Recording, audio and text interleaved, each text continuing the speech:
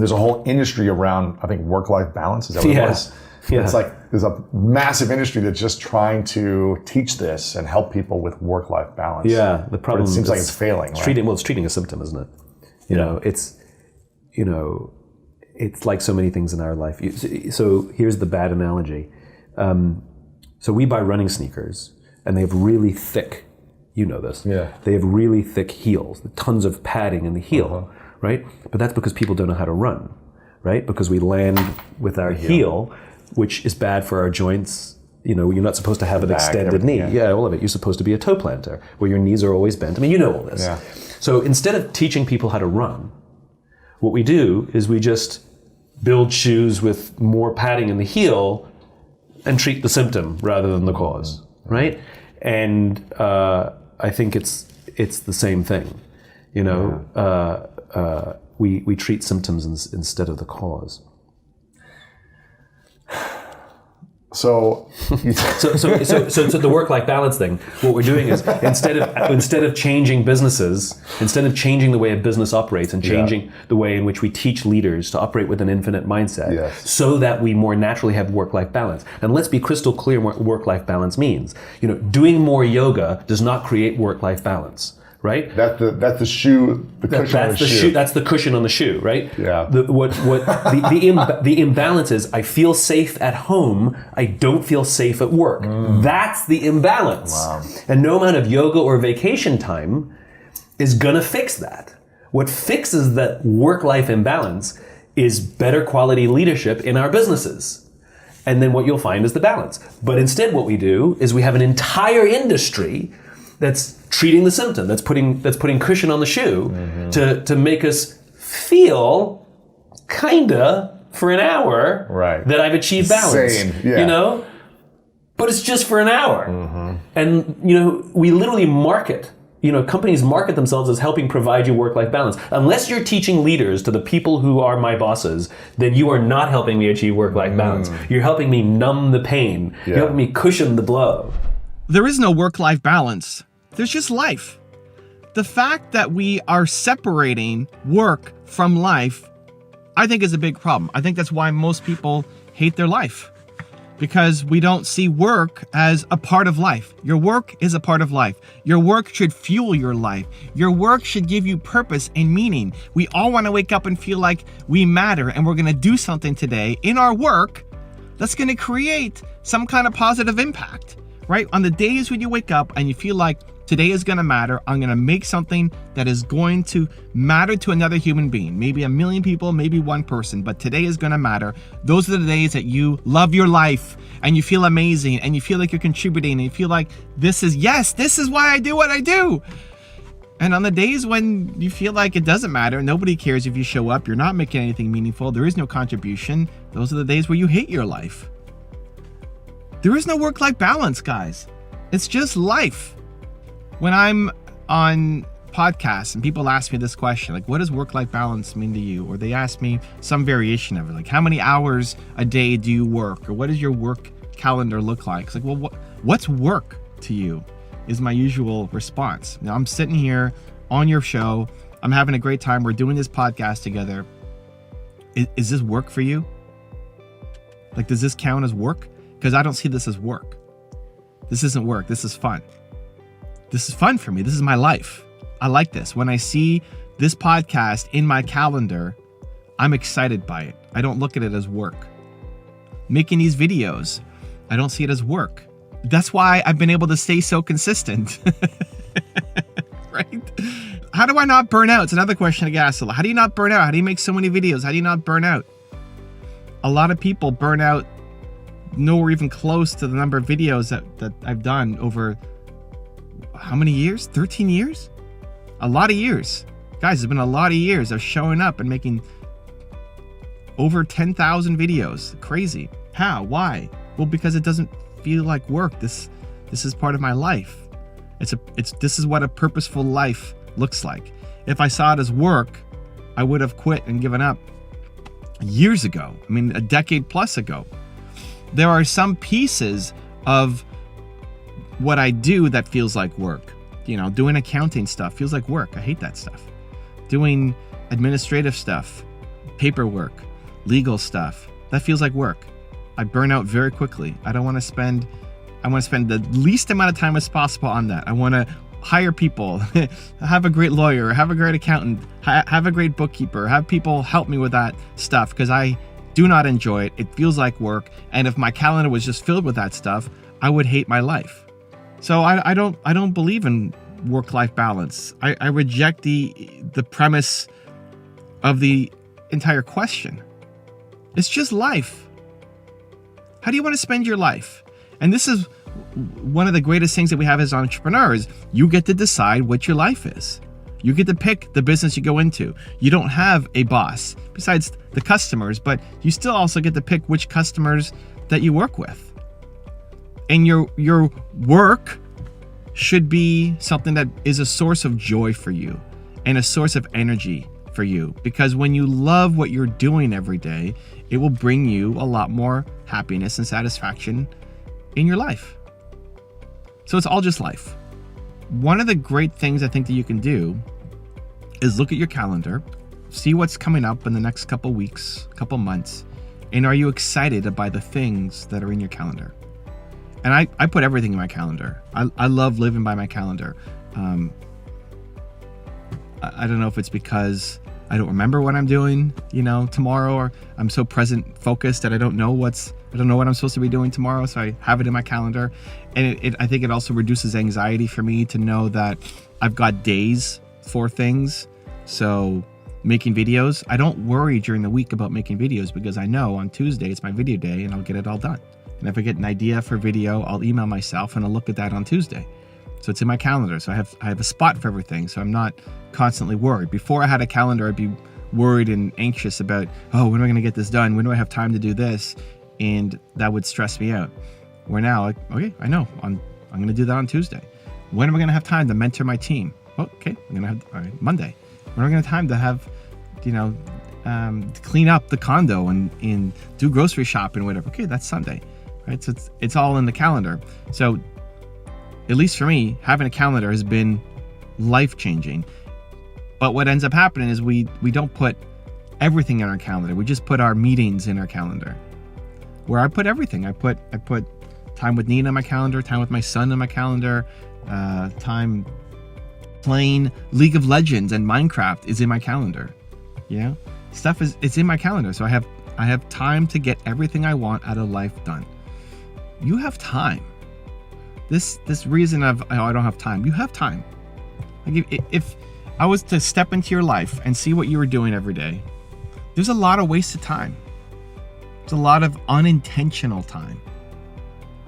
So the whole idea of having a calendar is to be more intentional. Be more intentional with how you're spending your time. And if you do that, then you can look at your week ahead, your month ahead, and are you excited? This is all life, right? Forget work-life balance, it's all life. So you look at your life, what's in your calendar. Are you excited by the things that are in there? Are you excited by the projects you're working on? Are you excited by the people you're going to be connecting with? Are you excited by the amount of time you're spending just to yourself? Whether that's meditation or yoga or working out or swimming or walking or whatever. Are you spending enough time just for you? Are you excited about the life that is in your calendar? And if not, then change it. What are we doing here? This is why you became an entrepreneur.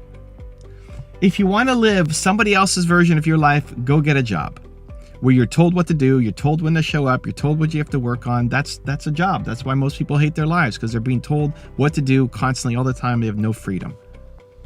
If you want to be an entrepreneur and have ultimate freedom, then let's take control of our calendar, because we're not. Most entrepreneurs that I meet feel out of control, are wasting a ton of time, feel like they're not spending their time being intentional, know they're capable of so much more, know they can be a lot more efficient, a lot more productive, a lot more purposeful with how they're spending their time. So if there's nothing in your calendar that's exciting you, then you do not like your life, because your calendar is a reflection of how you're spending your life. So change it. Now, maybe that's a drastic change, or maybe that's a minor change. And this is an ongoing evolution. Whenever I feel unhappy, not like depressed, because that doesn't really happen, but when I'm feeling like the energy's off, Probably a better way to put it. Whenever I feel like the energy is off, for one day, not the end of the world, right? For one day, just go do the thing that's in your calendar because you said you were going to do it, right? But if that's happening for a couple days in a row, or if it's happening for Tuesdays, is my filming day, for example, if I had 2 or 3 Tuesdays in a row where I feel the energy is really off and I'm not enjoying making videos, then I need to pivot. And it's either I need to make different kinds of videos or I need to just stop making videos. That may happen. I'm willing to drop things if it doesn't bring me joy anymore. And we, as humans, stay in things for far too long. Like there are things that you're holding on to that you should have dropped maybe years ago, and you're still doing it. Why? Because it's a habit, a routine, or it's sunk costs. Like you had this goal 5 years ago that doesn't even matter to you anymore, but you've built your self-identity around it. Be willing to let go of things sooner because you'll never win doing work that you hate. And so there may come a day where I just drop my YouTube channel, all of them, because it doesn't fill me with joy anymore. Now, I don't think that's going to happen anytime soon because I still love doing this stuff. But there's been series. Here's an example. I have a personal channel, and I was doing a health journey on it. And I was doing this challenge as part of Joe Polish's Genius Network 50-day implementation to close out last year. And as a result of that challenge, to hold myself accountable and also to take you guys on a journey with me, I started filming videos of what I was doing every week on my health journey. And I had fun. It was a blast. I got some great results, and I continued it into the new year, past the 50-day challenge. The challenge extended. I still went, let's say, another 30 days of making the videos as well. And then I got to a point where I was filming in the morning like I would normally do, and it felt like work. It felt like this isn't fun anymore, and I wanted to do something else. I was doing my walk, and I was showing my walk, and I'm rucking in the morning. I have 20 pounds backpack on me. I'm taking B-roll of the area, showing the snow here in Canada, and it felt like a chore. It didn't feel like a chore 2 weeks ago, but it hit me. This feels like a chore. And so I just stopped. I'm done. I don't want to do this anymore. I'm going to do something else with my time that feels awesome. What could I do that feels awesome? I switched over to using that time when I'm walking to send video DMs to people on Instagram, to thank people who are following me, to thank people who are sending me direct messages, to walk outside and send video direct messages. Made me connect more to what I was doing and why it's important. And it was fun. And so the health series is gone. Just stopped. Didn't even tell my team. Christina, we need to end the health series. I think that's how you win. Now, could I have pivoted and done something else? Sure. It just didn't feel like the right thing to do. It felt like a chore. And I'm never going to win doing work that feels like a chore. So I'm going to stop. And some people love that series. Some people's like, I can't wait to see what's next. Congratulations on your journey. You're inspiring me with your story. And that's super fulfilling. But I can't only do it for them. I have to do the thing that fills me up as well. And it's in that combination of what you love with what brings value to the people that you have a successful business. So there is no work-life balance. Stop thinking of it that way, because it demonizes work. Like the work is against life. We have to balance those two things where it's all just life. And your work should be a super fulfilling part of your life. Spend some time today. Look at your calendar for the next week and month ahead. And put in your time of what a fulfilling life looks like for you. Because you don't want to spend all day working. You don't want to spend all day with your family. You don't want to spend all day lying on the beach. You don't want to spend all day doing any one thing. You want to have that variety and that mix. So what does an intentional, fulfilling life look like for you? Put it in your calendar and then start making the steps to make it happen. Also, to make sure you're actually taking action after watching this video, I've designed a special free worksheet just for this video. The worksheet will highlight all of the lessons learned in this video, as well as pull out our 3 favorite learnings and quotes that will inspire you to actually do something. The worksheet will also give you space to write down what your key takeaways are and your specific plan of action to make sure you're getting results. If you want the worksheet designed specifically for this video, absolutely for free, there's a link in the description below. Go click on it and start building the momentum in your life and your business. I'll see you there. Being the person in charge doesn't make you the leader. Yeah. Every single person has the capacity to be the leader they wish they had. Yeah. And so I'm a great believer that leaders are made, not born, right? It's a skill set. Yeah. You can learn it. You can practice it. Not everybody wants to learn it. Not everybody's going to be good at it. And it takes a lifetime of work. It does. And you'll never be the best, right? And so for people who want to be the leader they wish they had, they have to become students of leadership. You have to read books, you have to watch talks, you have to read articles, and you have to have conversations about it. You and I have these conversations when we're not on camera. All the time. All the time. All the time. Right? We are genuinely interested in the subject, and when we hang out with each other, and That's what we talk about. That's what we talk about. We talk about this stuff all the time. Yeah. Right? So, I talk to small companies all the time and say, we don't have a budget for a leadership training. I'm like, do you have the budget to buy a book? Right. Or to Have a listen to book club. podcasts or videos. Have a book club. Yeah. Once a week, get together over lunch and talk about a chapter of a book that everybody's reading. Or an article that you read. Or a TED Talk. Or a podcast that, give everybody homework to watch something for 18 minutes and then talk about it on Friday at lunch. Congratulations, you have a leadership development program. Right. And don't assign anybody to run it. Ask the people who are already reading the books, watching the talks, and listening to the podcast, ask them to lead it because they have genuine interest. Every single one of us can be the leader we wish we had. So on Monday, if you want to be the leader you wish you had, then start really learning. Become a student of leadership. Do watch one talk, listen to one podcast, buy a new book about the subject, and just do it yourself. Whether the company endorses it or not, do it. Biggest risk you've ever taken? I completely changed the course of my life and career when I discovered this thing called the why. I abandoned what I was doing and said I want to do that. And people thought I was crazy. They thought I went out of business. But I believed in it so much, I threw caution into the wind. I think why has been the key my whole life. The word why. It's a little kid question that we grow out of for some reason. Here's what I've learned about mentorship. Mentorship is not something you ask somebody to do. Like, will you be my friend? It doesn't work like that. When you find somebody you get along with, you share values, you share beliefs, you spend time with them, you get to know them, you develop trust, you take, you're vulnerable with them, you open up to them, and you discover that you become friends. It's what happens. You start off as simply acquaintances. In my experience, mentorship is exactly the same. There were people who were much more experienced than me, who had wisdom that I didn't have, and when I would call them, they would take my calls. And when I would ask them questions, they would always take the time to give me answers. And over the course of time, they became my mentors, like they became my friends. And I remember one time I was with one of my mentors, Ron Bruder, an amazing guy, and I was leaving his house and I put my arm around him and I said, I'm glad you're my mentor. And he looked at me and he said, I'm glad you're mine. And it caught me completely off guard. And true mentorship, like true friendship, is not a one-way street. It's not about one person only giving advice to the other. Both people are showing up to give, and both people are showing up to learn.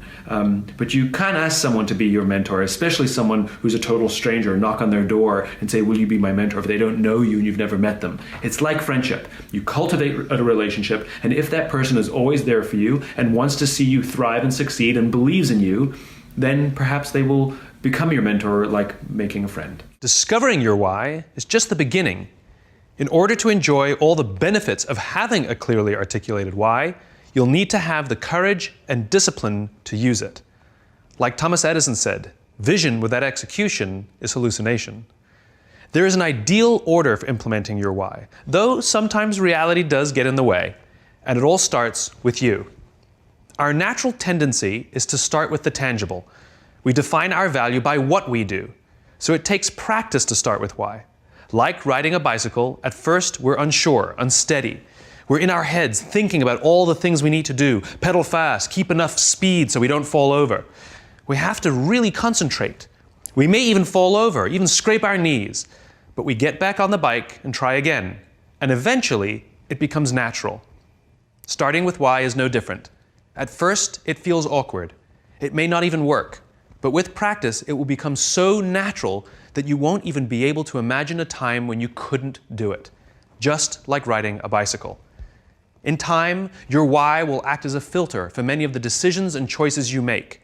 It becomes a tool to help you find a job or seize an opportunity in which you're more likely to succeed. It removes a lot of the guessing. Here's a metaphor to show you what I mean. It's called the Celery Test. We're constantly asking people for their advice on what to do or how to do it. It's like going to a dinner party and somebody says, "Do you know what you need? You need M&Ms. We've done so well with M&Ms, you've got to use M&Ms." Somebody else says to us, "Rice milk. In this economy, you have to use rice milk." Someone else says to us, "Kit Kats. You have to use Kit Kats." And somebody else says to you, "It's all about celery." We go to the supermarket with all this good advice from all these smart people with brilliant case studies, and we buy everything. We buy Kit Kats and M&Ms, celery and rice milk. There's a lot of time we spend at the supermarket and a lot of money we spend at the supermarket. And when we get to the checkout lane, we're standing there with all these products in our hands, and no one can see what we believe, because we bought everything. But let's imagine we know our why. Let's imagine our why is to always be healthy and only do things that protect the health of our bodies. Now, which products do we buy? Given all the same advice from all the same smart people, this time we only buy celery and we only buy rice milk. They're the only two that make sense. We spend less time and less money at the supermarket. And when we're standing there in line with only celery and only rice milk, now people can see what we believe. Somebody walking past can say, "Hey, I can see that you're healthy, so am I." You just attracted an opportunity or a referral or a friend, simply by saying and doing the things that you believe. And the best part is it's scalable. As soon as I said the why, you knew exactly which products we were going to buy. This means the more you can articulate your why, the more others will know what you stand for and will be able to help you make the right decisions. From now on, you will work to ensure everything you do is a good fit. If you do too many things that aren't a good fit, you'll feel uncomfortable and people will feel that you're being inauthentic. On the other hand, when you start with why, your ability to stand out, find support, and work to all your natural strengths will flourish. With practice, you will learn to trust your why. You will eventually start to see your job and the things you do as ways to breathe life into your cause. And the better you get at it, the more you will feel that your life and everything you do has purpose. The best way to implement your why is to work at it slowly. You don't have to do all the tips we suggest. What is important is that you pick up to 3 and commit to practicing and using them now. What do good leaders have in common? They have the courage to do the right thing. They're people of high character and high integrity. But for me, the big one is courage. It's very hard to be a leader. It's hard to speak truth to power very often. You might be the one that gets in trouble or lose your job. It's hard to do the right thing. It's much easier to do the expedient thing. And it's also a huge undertaking to be a leader every moment of every day. It's kind of like being a parent. Here's a thing that's always boggled my mind, right? Why is it, on balance, not always, but on balance, why is it that small companies tend to be more innovative than big companies? Right? Small companies that are under-resourced can't necessarily get the best and brightest. They're going to go out of business any day, and yet they come up with brilliant ideas. And big companies full of resources, full of amazing people, buy the little companies that come up with the good ideas. That's usually how big companies innovate. They buy the smaller ones, right? Why is that? Why is it that the most resource companies tend not? And I think it's a question of reality. And what I mean by that is small companies, their vision is more distant than their grasp, right? They have delusions of grandeur. We're going to change the world, change industries, reinvent this, reinvent that. We have no money and no people, but so what? My point is the grasp is shorter than the vision. And I think what happens is as companies get bigger and bigger and bigger, with more and more resources, what they start to do is one of two things. Either their visions become well within their grasp and they don't readjust the vision, or they actually bring the vision back to put within their grasps, right? Make things very achievable. Difficult, but achievable. For vision to truly be vision, it should feel unachievable. When a small business gets together and says, here's our vision, everybody goes like this. How are we going to do that? In big businesses, we say, here's a vision, everybody goes, all right, yeah, no, got it, we'll do a back plan, we got that. And I firmly believe that innovation is born out of the struggle. Innovation is born out of the resourcefulness that you're forced to figure out, because literally the vision is way beyond your grasp. Regardless of how many resources you have, it should always feel overwhelming and impossible. So how do you define success? I think success is seeing those around you work to their natural best and creating momentum for a vision, towards a vision that will last beyond yourself. So a guy is driving a bus for 20 years, got to retire. He's on Madison Avenue in New York, packed every day as people getting on that bus and getting off. He has 2 kids, a wife, lives in Queens. He might call himself successful. Another guy might be vice president of that company who would call himself unsuccessful. So is success what you make of it? So the success is defined. Success is a feeling. It's not a series of check marks and goals. I think people define success as finish lines. You know, I ran a marathon, I'm successful. The question is, A, why did you run the marathon? And what happens after you've completed the marathon? Do you just keep running marathons? What happens if you break your leg and you can no longer run marathons? You know, a lot of people set financial goals. I'm successful when I make my first million. Okay, now I have to make my second million. Success is a feeling, and it's the feeling of contribution. So your bus driver in Queens, if he has decided that his job as a bus driver is to ensure that everyone who gets on his bus feels better about themselves because they got on his bus and not another bus. And so he greets them with a smile, he says good morning, he says goodbye, that people will remember that ride that they took with him, versus this vice president of the company who's made it about himself and his financial goals. He's the one who's unhappy, as opposed to seeing those around him succeed and those around him go home with a love of their day, you know, because they come to work in his company every day. So I still believe success and good leadership are about service to others. What you'll find is that the better you are at communicating your why, people will want to work for you regardless of the opportunity that you afford them. Like, they want to be a part of it. Yeah. We do a little thing, which we've been doing for years and years and years, called a give and take. Whenever there's any kind of relationship, whether it's an outside partnership or even somebody who joins our team, we do something called a give and take, where we want somebody to be selfish and selfless within the relationship. So not give and get, but give and take. So we'll ask them, what is it that you have to give to us, that you have that you think that we need, right? And they'll tell us. And then we'll say, great, what is it that you selfishly want from us? And we want them to tell us what they can get from us and no one else. I believe in that so much. And when those things match, you have a balanced relationship. Because, so for example, I've had it with people. You know, they'll tell me what they have to offer, and that's awesome because that's what I want. And then they'll say what they want to take, and they go, oh, I want to work with smart people. I'm like, plenty of smart people. What is it you want to take from me? They're like, oh, I want to help build something. Wonderful, do that anywhere. What do you want to take selfishly from me that you can get nowhere else? And if they can't answer the question, the game of business is an infinite game, right? It obeys all the rules. There are known and unknown players. You don't know all the competitors necessarily in one industry to another. The rules are changeable. We haven't all agreed what the rules are. And there is no winning the game of business, right? The game just perpetuates. In fact, the game of business has existed longer than every single company on the planet today, and it will outlast every single company on the planet today. If you look at the Dow Index of 30-something odd companies that make up the Dow Index, something like 70 or 80% of those companies are 35 years or younger, right? So it gets me thinking, if you listen to the language that companies use, they don't know what game they're in. They talk about being number one. Talk about beating their competition based on what agreed upon criteria, based on what agreed upon time frame. Is it market share? Is it profits? Is it revenues? Square footage, number of employees? Over what? 1 month, 5 months, 6 months, a year, 5 years, 10 years, the life of the company? I haven't agreed to those rules. And so companies can arbitrarily declare themselves number one in anything they want if they set the standards and the time frames.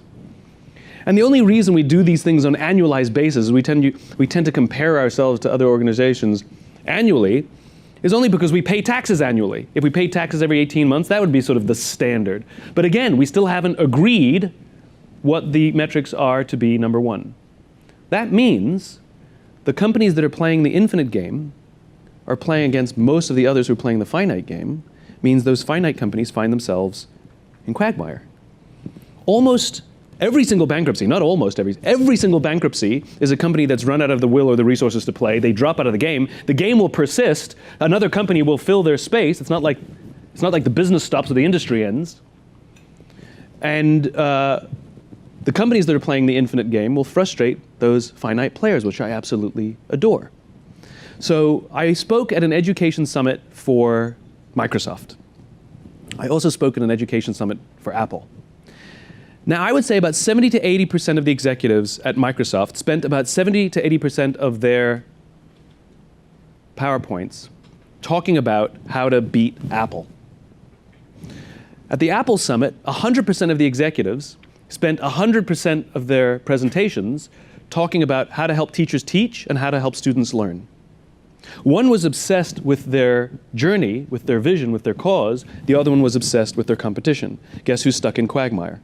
Guess who's frustrated by their competition? So I'll tell you another story. It's a personal story. It's not one that I share very often. And it profoundly changed the course of my life. In August of 2011, I had the opportunity to visit Afghanistan with the United States Air Force. I had done some work with the mobility forces. These are the people that fly the tankers and the cargo planes and Air Force One, all the big planes. And the general said to me, "Simon, you've gotten to know us quite well. It would mean a lot to me if you would go to either Iraq or Afghanistan to see our men and women perform their mission. Would you be willing to go?" So I said yes. They picked Afghanistan. Now, I didn't tell my parents where I was going because I didn't want them to worry. I told them I was going away with the Air Force, true. I told them I was going to be out of touch for a while because I was going to be on a lot of planes, true. I told them I was going to Germany, true. I just didn't tell them from Germany I was going to Afghanistan. And I had no responsibility. I was simply going as an observer. I had two officers who were assigned to be my escorts, and we met basically for the first time at Penn Station in Philadelphia, where we drove to Dover Air Force Base, where we would leave for Germany. We took a big C-5 cargo plane. In Germany, we changed planes, and we got on a KC-135 tanker built in 1956. I was on a plane built in 1956. Where we flew to Bagram. We landed in the middle of the night. We touched down, and the big door on the side of the plane had opened, but we hadn't gotten off the plane yet. We'd been on the ground for maybe 10 minutes, and the base came under rocket attack. 3 rockets hit 100 yards off our nose. This is how my trip began. Now, if you've ever been in a war zone, for those of you in the room who've ever been in a war zone, you know this. You have all the feelings you're supposed to have, you just don't have them at the right times. Weirdly, I was incredibly relaxed, and maybe that's because the people I was with were incredibly relaxed and I felt safe. The panic came later. We're eventually given the all clear, and we went to our housing. Now, the purpose of being in Afghanistan, we were going to be in the country for up to 30 hours, and the goal was to witness an airdrop mission. They're not regularly scheduled, so we had to find out if there was one as soon as we got there, and it turns out there was one first thing in the morning. So we got about 2.5 hours, 3 hours of sleep, and we went and got on this airdrop mission, which was incredible. We sat in the back of a C-17. We flew about an hour and a half, 2 hours out to the middle of nowhere, Afghanistan. The plane dropped down to about 2,000 feet. The back door opened, and we sat there and watched as cargo flew out the back so we could resupply an Army forward operating base. It was an amazing, amazing experience. We then flew back to Bagram, and the goal was to come back home. There's no regularly scheduled flight, so we have to sort of find out what flights we can get on, and it's always up to the discretion of the pilots. We found a flight that was leaving shortly after we got back, and so we asked the pilots, and they said, absolutely, we can join their flight. And we waited and waited and waited and waited and waited and waited. And eventually we got on the plane, we were all strapped in, literally 5 minutes from leaving, and the pilot walked up to us and said, I'm sorry, we need to bump you guys. We need to make more room for stretchers. It was carrying wounded warriors out of theater, and they needed our space. If there's ever a good reason to get bumped off a plane, this was it. So we got off the plane, and we went to look for another flight. And that's when we found out there were no other flights until Tuesday, and this was only Saturday. I was going to get stuck in Afghanistan for at least 4 days, maybe longer, because we don't know what we're going to get on Tuesday, and I have no way of telling my parents. They're not going to hear from me on the date that I told them that I would get home. Immediately, every fiber of my being sank.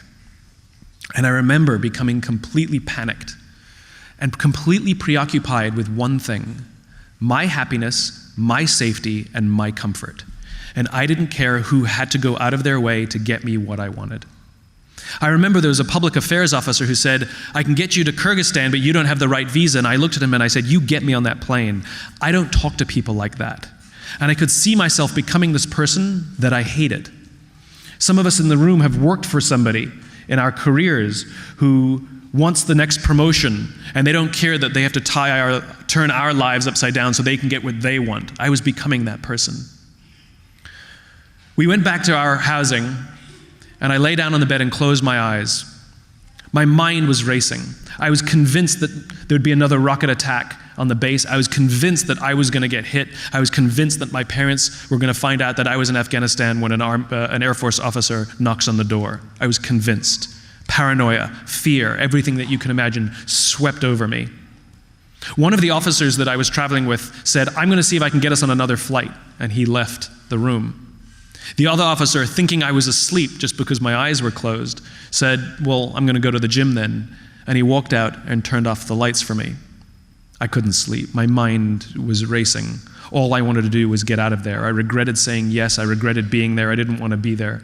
I'm in the purpose business. I write and talk about this sense of why and sense of purpose in our lives. So I started to remind myself, Simon, you need a purpose. You don't have a purpose. You need a purpose. So I started inventing one. You're here to tell their story.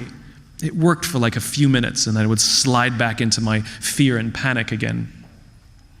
And I realized what was happening to me is I was living the equivalent of an unfulfilled life compressed into 24 hours. I had an amazing day. I got to see something that most people will never get to see in their entire lives, except I didn't want to wake up and do it again the next day. And I think many of us do the same thing. We confuse moments of happiness with joy and fulfillment. We confuse winning a piece of business, getting a promotion, getting an award, getting recognition, doing well on a test with actual deep fulfillment. Those experiences are wonderful, but happiness is fleeting. There's not a single person in this room, absolutely zero, who's walking around with an amazing sense of accomplishment for that test that you aced a year ago. That feeling is gone. Fulfillment is something entirely different. It's something you carry with you on a daily basis, whether you're enjoying the day or not. It's like loving your family. You may not like your family every day, but you love your family every day. One is fleeting, the other is lasting. And this is what was happening to me. I'd realized that I had this amazing day, and I was confusing happiness and fulfillment. And so I gave up. I lay in that bed, paranoid, scared, and depressed, and I literally gave up. I decided that if I was going to get stuck here, I might as well make myself useful. And so I decided I was going to volunteer. I would speak anywhere they wanted me to speak. I would carry boxes and sweep floors. All I wanted to do was serve some of those amazing people that I'd met on this trip. I wanted to serve those who served others. And instantly, this incredible calm came over me. I was even excited. This is what fulfillment means. It's not the fleeting joys that we may experience. It's not the accomplishments that we achieve. It's the opportunity to serve those who serve others. And upon making this realization, I had nothing but joy and calm and excitement and peace. It was like a movie. The timing was uncanny. Upon making this amazing realization, the door flung open, and it was Major Throckmorton. He said, I got us on a flight that's been redirected, but we have to go now. We have to go now. If we don't leave now, they're going to leave without us. Where's Matt? I said, he's at the gym. So we ran to the gym. We got him off the treadmill. We ran back. No time to shower. He put his uniform back on. We grabbed all our stuff, and we ran out to the flight line. When we got out to the flight line, we could see the plane we were going to take home. See, big C-17, it was sitting right out there on the tarmac. And as soon as we got there, a security cordon came down and they wouldn't let us out to the plane. Because somewhere else on base, they were having a fallen soldier ceremony. And out of respect, when they have the fallen soldier ceremony, everything stops. And so we sat on the curb and waited. And I told the guys what I had gone through in the bed just moments ago. And I cried like a baby. And this is one of the things a lot of people don't realize about the military. Crying is just fine. Those guys kept me safe, not just physically, they made me feel safe. And I felt totally comfortable telling them what I was going through and how I felt. Eventually, the security cordon came up and they let us out to the plane. We would be the only 3 passengers aboard this plane other than the crew. What I didn't tell you is the reason the flight was redirected is because we would be carrying home the fallen soldier for whom they just had the ceremony. The Army brought the flag-draped casket on board. All the Air Force crew stood in a line at perfect attention. I'm a civilian. I put my hand on my heart. I felt kind of stupid, so I stood at attention with the Air Force crew as the Army laid the casket in the middle of the aircraft. They all did a very slow 8-count salute.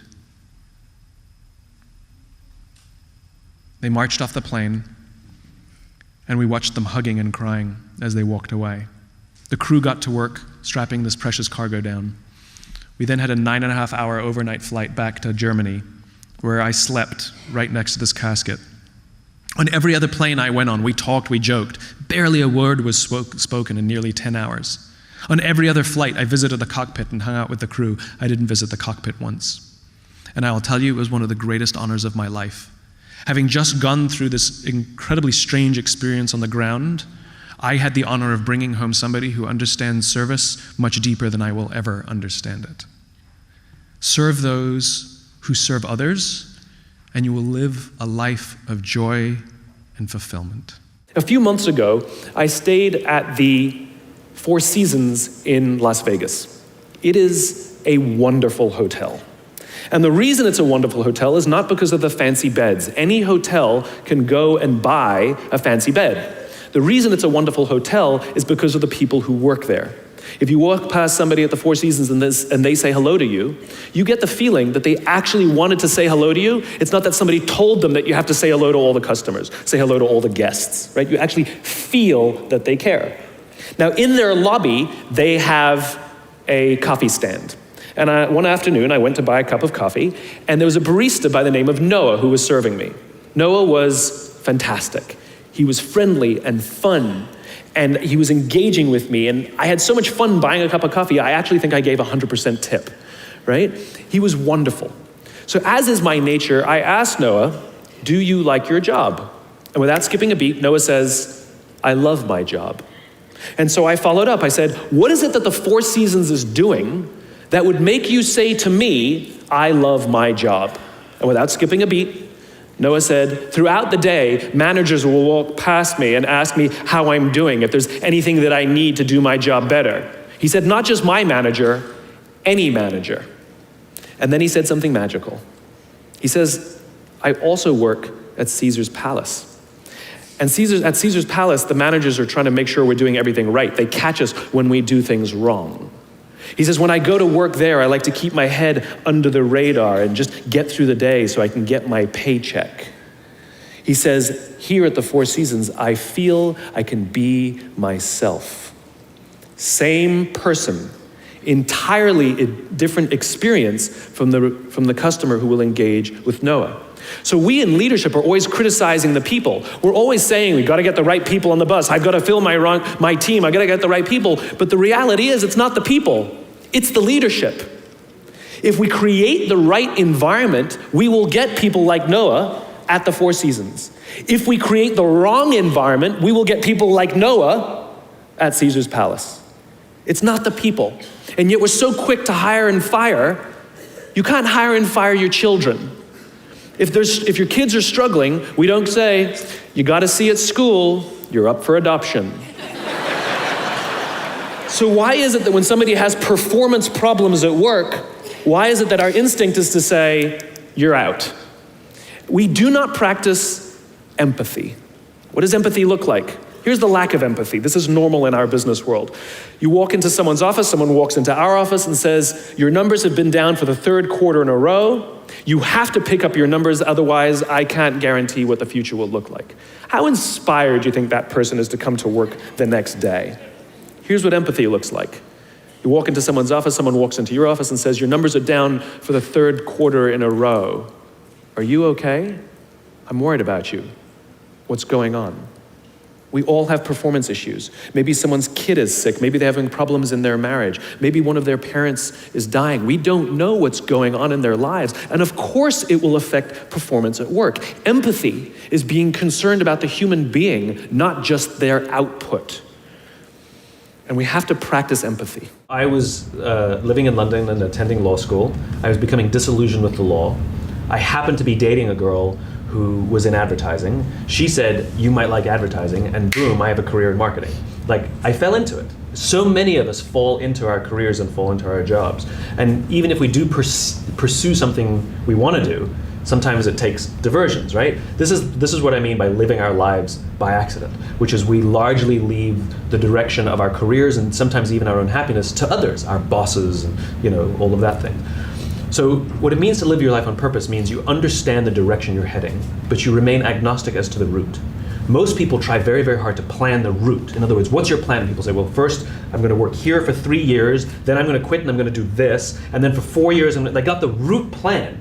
And the question is, where are you going, right? And that to me is what it means to have purpose. It means to have destination, right?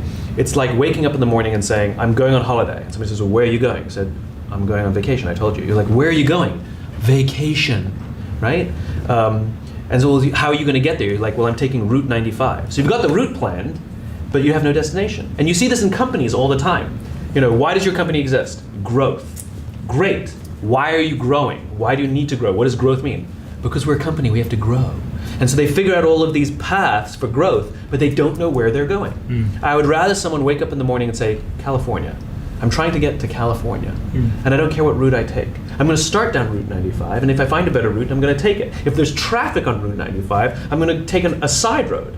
So this is what happened in my career. People kept telling me that I was unfocused because I kept taking side roads. I wasn't unfocused. I was going around obstacles. So that's what it means to live a life of purpose. It means I live every single day of my life trying to get to an endpoint. In my case, to create a world in which the vast majority of people wake up every single morning inspired to go to work, feel safe when they're there, and return home at the end of the day fulfilled by the work that they do. That is the destination I'm trying to reach. I don't know how I'm going to get there, but I'm going to try every path I can to get there. Highly, highly focused. That's what it means to live a life on purpose. We're often given this advice, like, do what you love. Yeah. Like, what am I supposed to do with that? Yes. Like, find your passion. Like, thank you. Like, great. I don't know what to do tomorrow. For me, passion is the result of something, right? So if you work hard for something you don't believe in, that's called stress. And if you work hard for something you do believe in, that's called passion. So it's finding the belief, it's finding the cause, it's finding the purpose, and the passion then shows up. Courageous leaders are the ones who are willing to sacrifice the short term in order to advance the long term. Courageous leaders are the ones who are willing to say no to the money because it's coming from a dirty source, and rather say yes, even though they know they'll have to tighten the belt in the short term because it's the right thing to do. Having a just cause, if we don't actually follow the just cause, if we don't actually make decisions through the lens of the just cause, is just marketing. It's just marketing. I'll give you my favorite example, right? The IOC, the International Olympic Committee, they have a mission statement, what they believe is their just cause, which is to advance the world, make the world a better place through sport. But for the fact that they're all corrupt, it's a great idea. My point is you actually have to have leadership that desperately profoundly believes in the cause and will make decisions to advance that cause. They would sooner sacrifice their own personal interests to take care of their people. They would never sacrifice their people to protect their own interests. It's called leadership. It's called leadership. We confuse rank and leadership. Rank has nothing to do with leadership. I know many people who sit at the highest levels of organizations who are not leaders.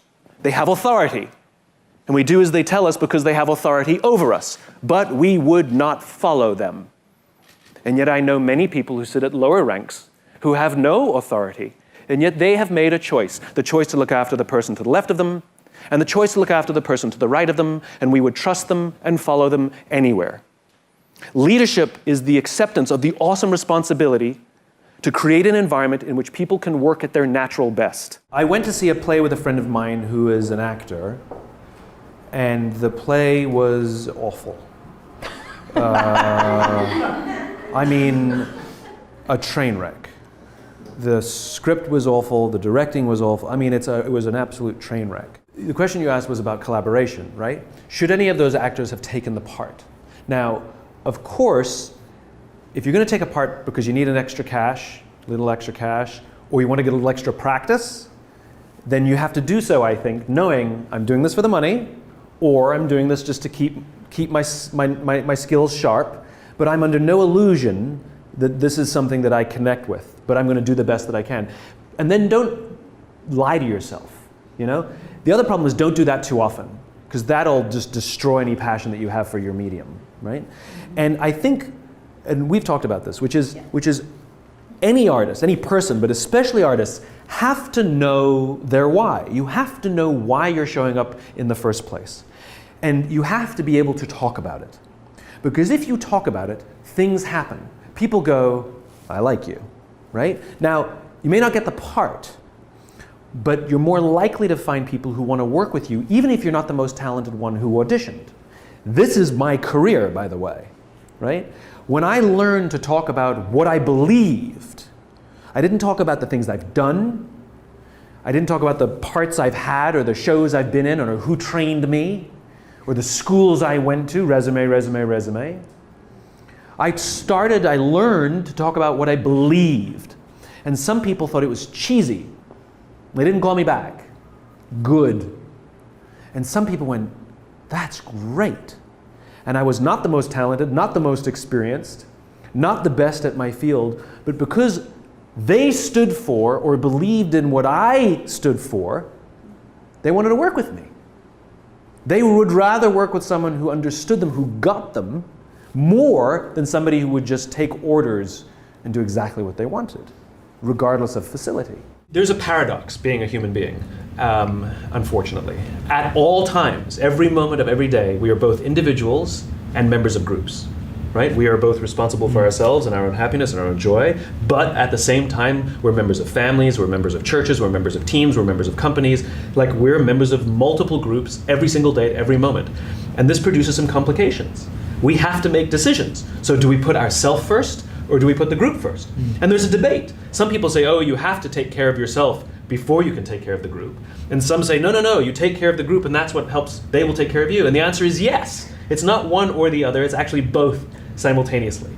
It is a challenge. But at the end of the day, there's no getting around it. As social animals, our success, our happiness, our joy, our ability to get anything done requires help. And those who embrace the fact that they cannot do everything alone, that they need the support and love, and it doesn't mean somebody who's physically helping you lift something. Sometimes it might be someone who just believes in you. These things are essential and there's just no getting around it. The next part is a worthy rival. Now, I said before that the only true competitor in an infinite game is yourself. This is true. What your competition does is it helps reveal to you your weaknesses. Admire the others in your organization, not to beat them, there's no such thing. Not to be number one, there's no such thing. But if somebody else is better than you at something, that means you have to go work harder yourself. It's like running in a race. If you're driven to be number one, if you're driven to make the most money, if you're driven to show up in some arbitrary ranking that you don't even have a say in, that's like tripping the next runner. You will win the race, but you're still a slow runner. Rather, fall behind this year, and then you work and work and work, because ultimately the goal is not to be number one this year. The goal is to create an organization that will outlast every single one of you. This is about building strong foundations. This is about looking long-term. And the short-term, money is simply fuel to make the car go. We don't own cars to buy more fuel. We own cars to go somewhere. It's the same thing in an organization. Your organization exists to advance something. The money is simply there to make it go. And I fear that what has happened in the university system is similar to what I'm seeing in business. It's similar to what I'm seeing in politics. It's similar to what I'm seeing in hospitals, which is the sense of excessive pressure to bring money in at the expense of something else. There's an excessive amount of short-termism and massive amounts of rationalizing. This is just the game. We just have to do it. If we don't, somebody else will. The obsession with getting grants, meaning you're hiring people who are more likely to help you get a grant, even though they're teaching things that we don't necessarily even need or want.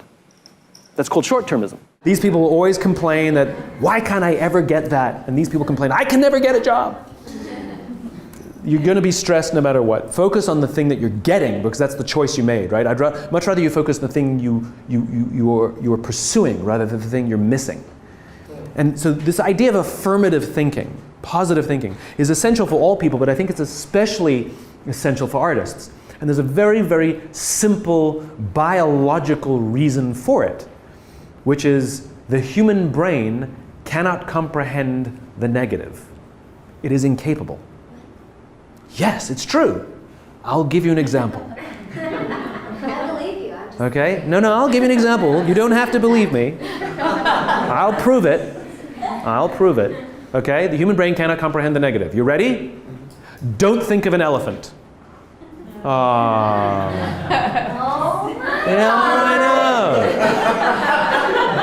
know. You can't tell the human brain not to do something, right? And so what happens is we very often reinforce things when we put things in the negative, right? I can't get apart. I can't get apart. I can't get apart, right? Or I can't do this versus I'm going to keep doing this. I'm going to keep doing this. I'm going to keep doing this, right? And it's such a huge thing to convert things into the affirmative. You're supposed to do it with children as well. We're supposed to say, instead of saying to children, don't eat on the couch, we're supposed to say, eat at the table.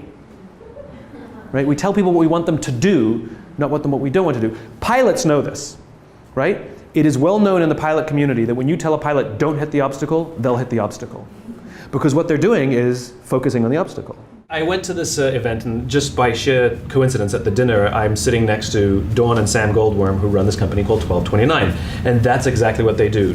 Dawn is a master nose who used to work for Coty, the perfume company, so he used to produce all the famous perfumes that we all know.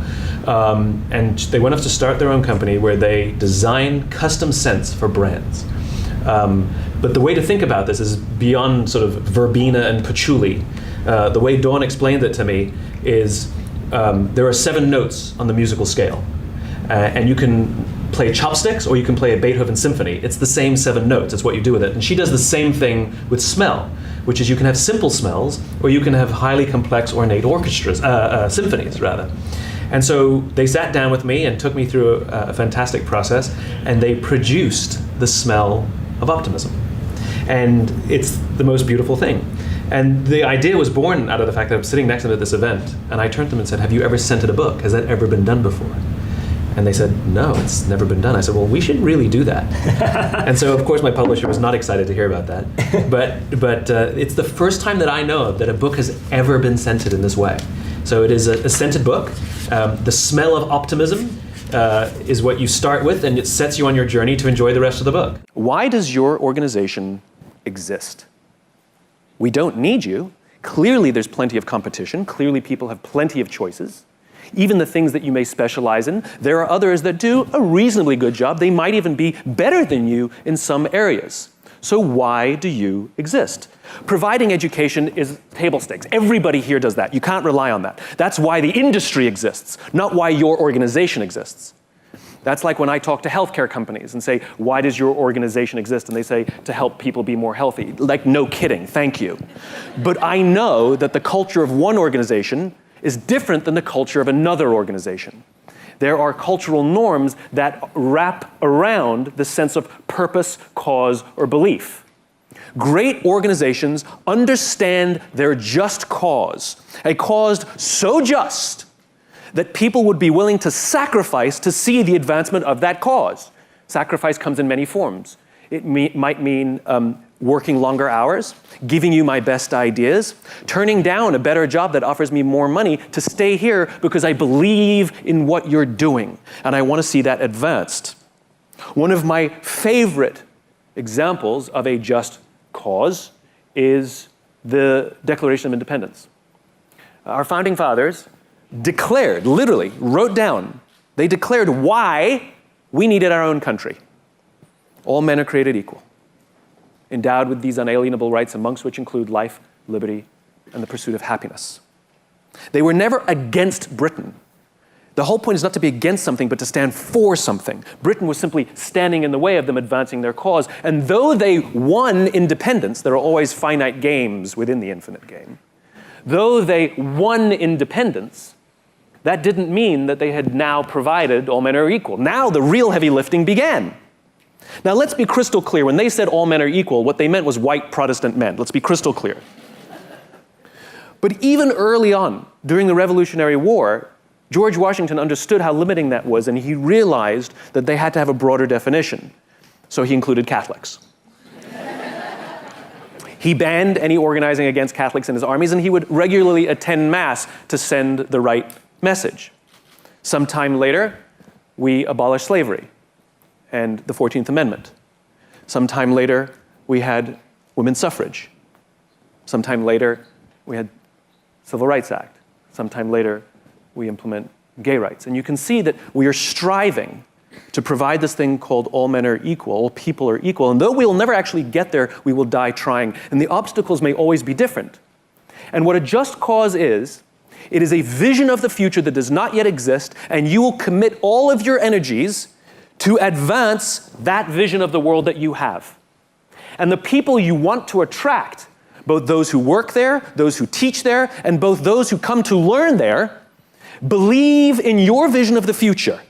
So much so that they may turn down a better offer from someone else because they want to be around people who are committed to building this world that does not yet exist. And every single one of these organizations that you run and represent can have different visions or overlapping visions of the world. But you must be clear what your just cause is, what you stand for. Otherwise, the only thing I have to judge you on is superficial things. It's like dating, right? It's like dating. If somebody tells me what they stand for, who they are, they're talking about their character. And those are the people we want to spend the rest of our lives with. If we do not have any sense of who they are, what they stand for, what their purpose, what their cause, what their beliefs are, what their values are, the only thing we have to judge them on is how much money they make and how good looking they are. I'm a huge modern dance lover. Like, that's the thing I love. And I don't go to the Joyce anymore because everything that they have on their stage is good. It's good. Everything is safe to me. They put things on their stage that's good. They sell tickets. Nothing's bad and nothing's great. It's all good. I don't go anymore. I go to BAM a lot. I have seen things that have profoundly changed my view of the world, and I have walked out of more things at BAM. Literally, I'm like, I'm done.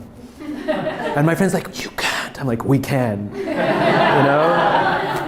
I have walked out of so many things at BAM, and yet I continue to go and continue to go and I continue to go because I know what they stand for.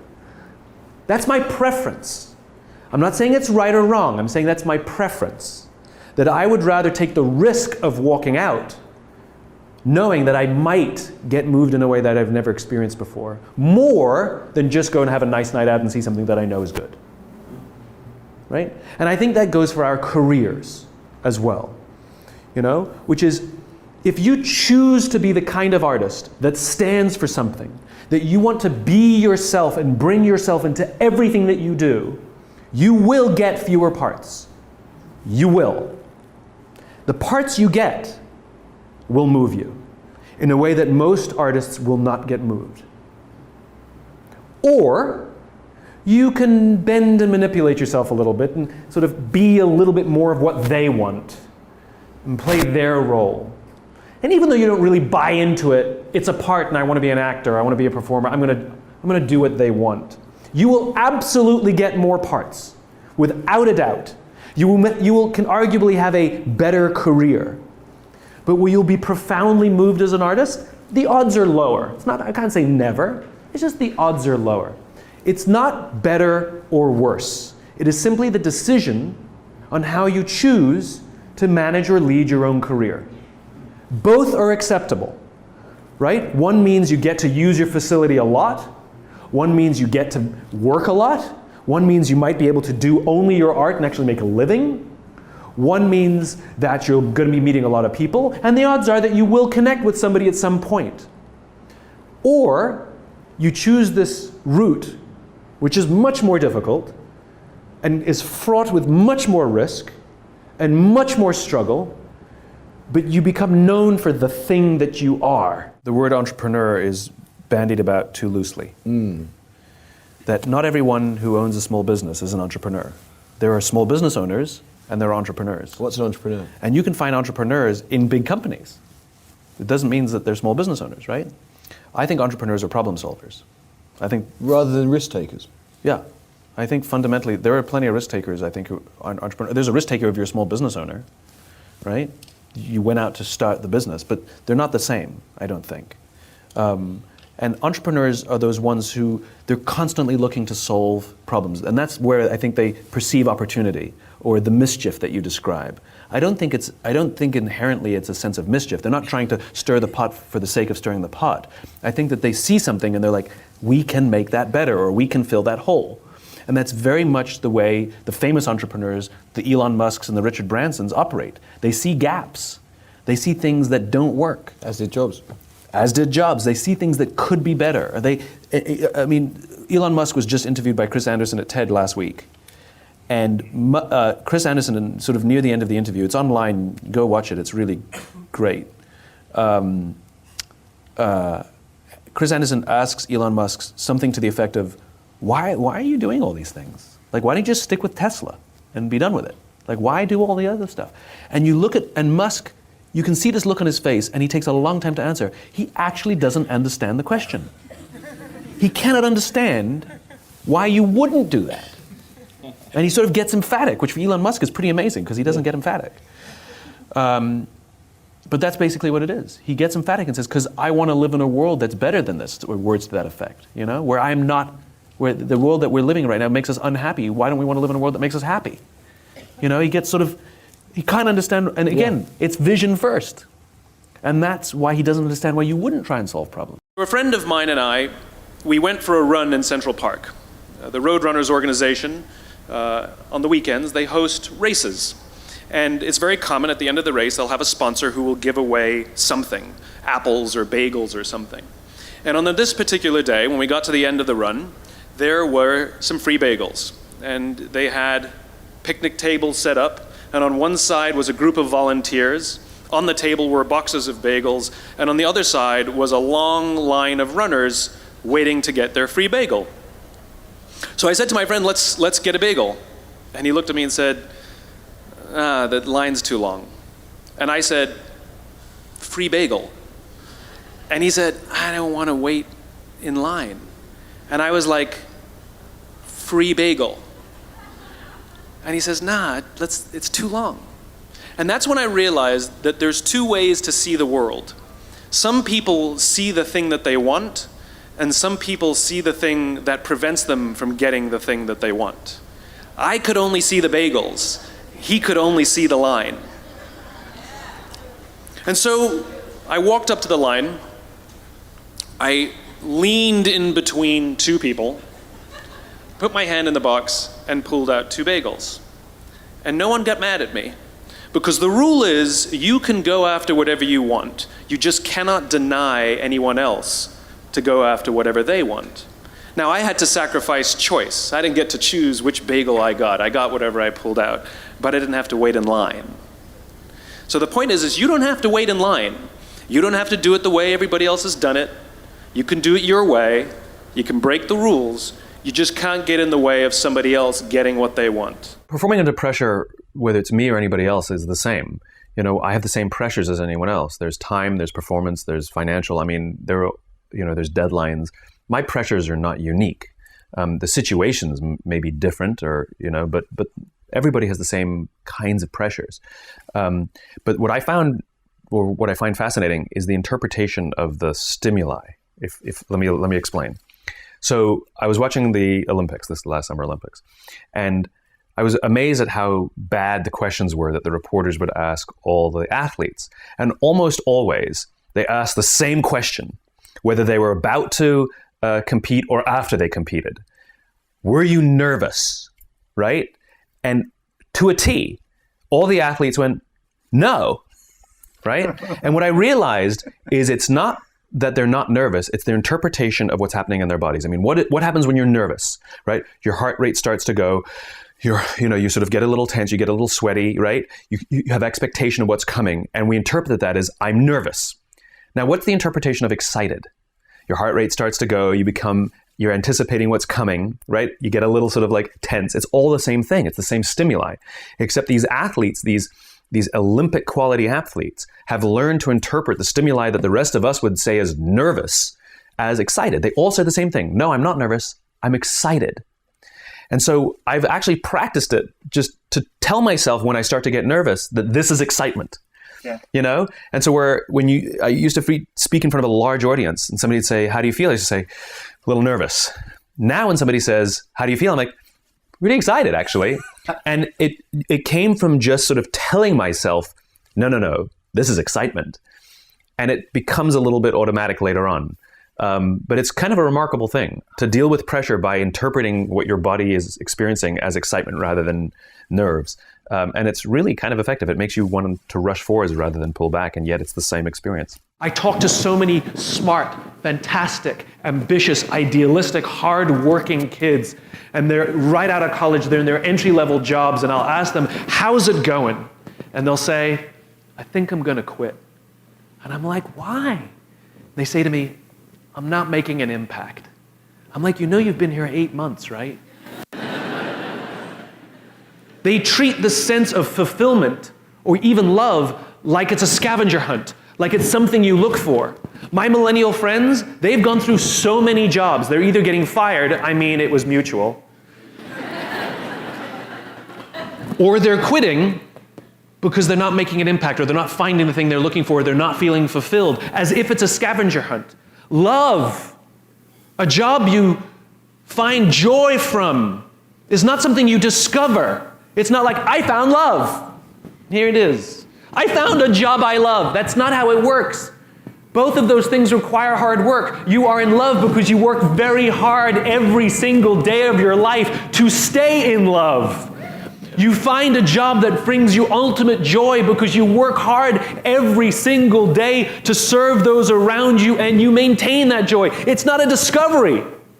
But the problem is this sense of impatience. It's as if an entire generation is standing at the foot of a mountain. They know exactly what they want. They can see the summit. What they can't see is the mountain. This large, immovable object. That doesn't mean you have to do your time. That's not what I'm talking about. Take a helicopter climb, I don't care, but there's still a mountain. Life, career fulfillment, relationships are journeys. The problem is, this entire generation has an institutionalized sense of impatience, and do they have the patience to go on the journey to maintain love, to feel fulfilled, or do they just quit and on to the next, dump and on to the next, ghost and on to the next? In the 18th century, there was something that spread across Europe and eventually made its way to America called puerperal fever, also known as the Black Death of childbed. Basically what was happening is women were giving birth and they would die within 48 hours after giving birth. This Black Death of childbirth was the ravage of Europe, and it got worse and worse and worse over the course of over a century. In some hospitals, it was as high as 70% of women who gave birth who would die as a result of giving birth. But this was the Renaissance. This was the time of empirical data and science, and we had thrown away things like tradition and mysticism. These were men of science, these were doctors.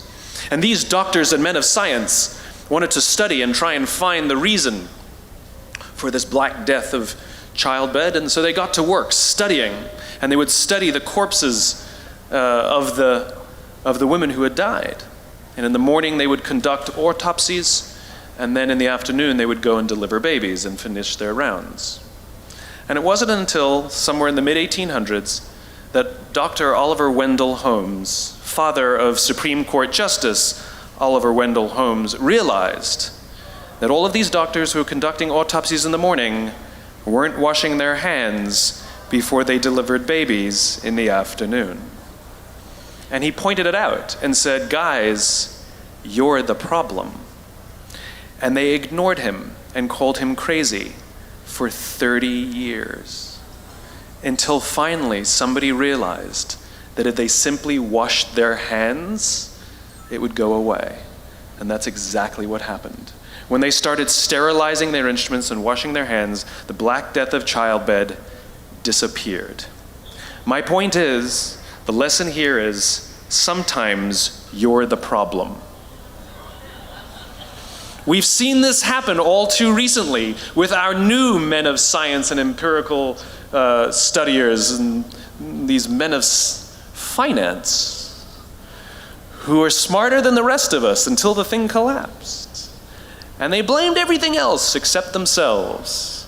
And my point is take accountability for your actions. You can take all the credit in the world for the things that you do right, as long as you also take responsibility for the things you do wrong. It must be a balanced equation.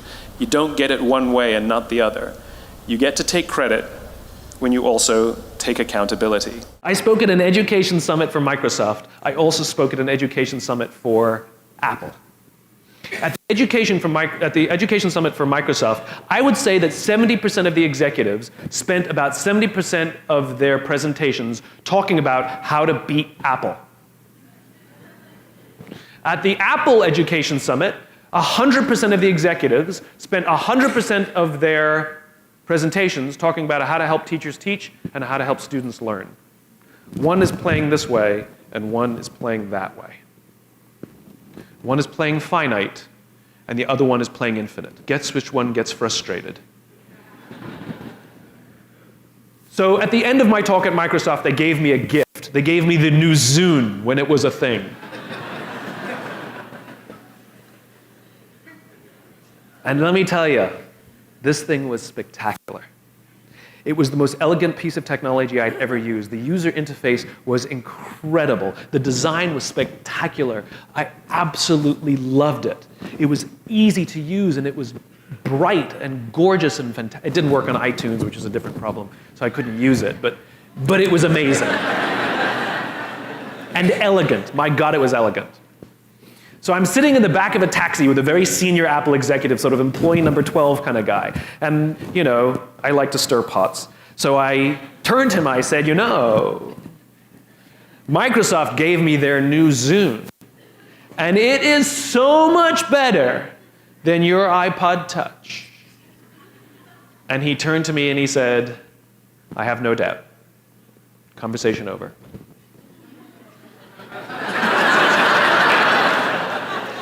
Because the infinite player understands sometimes you're ahead and sometimes you're behind. Sometimes your product is better and sometimes it's worse. The goal isn't to be the best every day. The goal isn't to outdo your competition every day. That's a finite construction. If I had said to Microsoft, I've got the new iPod Touch and it's so much better than your Zune, they would have said, can we see it? What does it do? React, react, react, react. Finite players play to beat the people around them. Infinite players play to be better than themselves. To wake up every single day and say, how can we make our company a better version of itself today than it was yesterday? How can we create a product this week that's better than the product we created last week? We also have to play the infinite game. It's not about being ranked number one. It's not about having more followers on Twitter than your friends. It's not about outdoing anyone. It's about how to outdo yourself. It's not about selling more books or getting more TED views than somebody else. It's about how to make sure that the work that you're producing is better than the work you produced before. You are your competition. And that is what ensures you stay in the game the longest. And that is what ensures you find joy. Because the joy comes not from comparison, but from advancement. Nelson Mandela is a particularly special case study in the leadership world because he is universally regarded as a great leader. You can take other personalities, and depending on the nation you go to, we have different opinions about other personalities. But Nelson Mandela, across the world, is universally regarded as a great leader. He was actually the son of a tribal chief. And he was asked one day, "How did you learn to be a great leader?"